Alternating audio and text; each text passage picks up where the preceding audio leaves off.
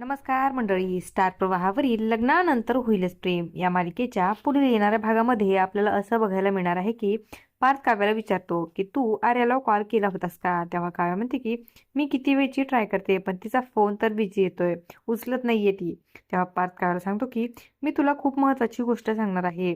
जीवा आणि आर्याचं अफेअर चालू आहे. हे ऐकून आता काव्याला खूपच मोठा धक्का बसतो. तर इकडे नंदिनी ही आर्याला डबा घेऊन आलेली असते.